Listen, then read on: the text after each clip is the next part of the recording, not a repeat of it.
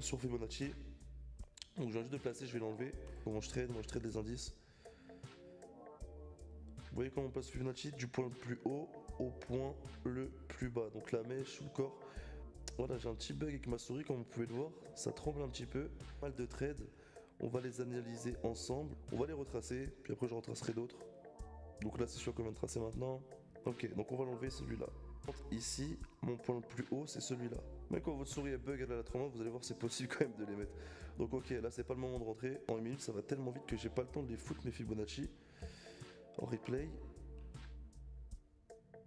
Donc là on part du point le plus haut au point le plus bas. Ok, il n'y a rien de plus compliqué. Hein. Le point le plus haut il est ici, avant le mouvement. Donc je rentre là, ok. En une minute ça va très vite. Et là vous voyez, ça c'est votre stop loss. Ça c'est votre point d'entrée. Il y en a un deuxième. Premier take profit ou le deuxième. Là c'est les points d'entrée en général. Ça peut aussi servir de take profit, hein, mais vous avez vu, il n'y a pas beaucoup de points. Donc vous pouvez mettre des break-even à chaque niveau par la suite. Cette technique elle marche super bien les gars. Tous les jours ça arrive quasiment.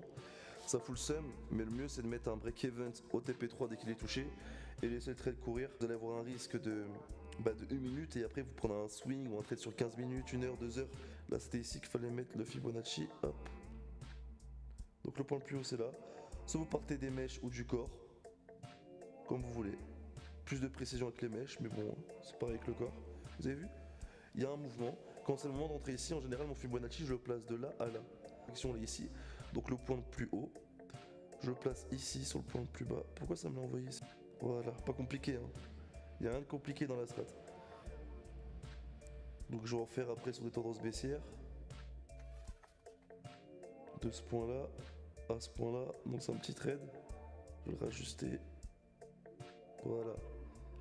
C'est pas un gros trade, mais ça passe à chaque fois. Vous voyez bien que c'est hyper précis. Notre GDX plus Fibonacci et plus notre consult. On a 3 indicateurs très faciles à utiliser. Un qui nous définit les stop loss et take profit, etc. Les break events. 2 autres qui nous permettent de rentrer en position. On est au top du top.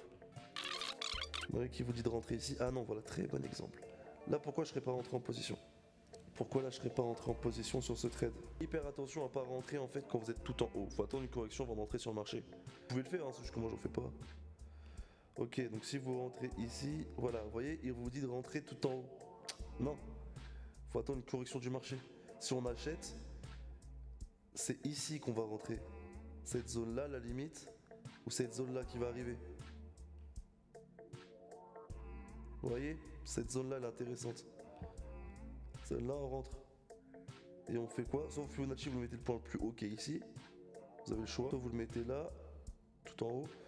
Soit vous le mettez ici. Ou là.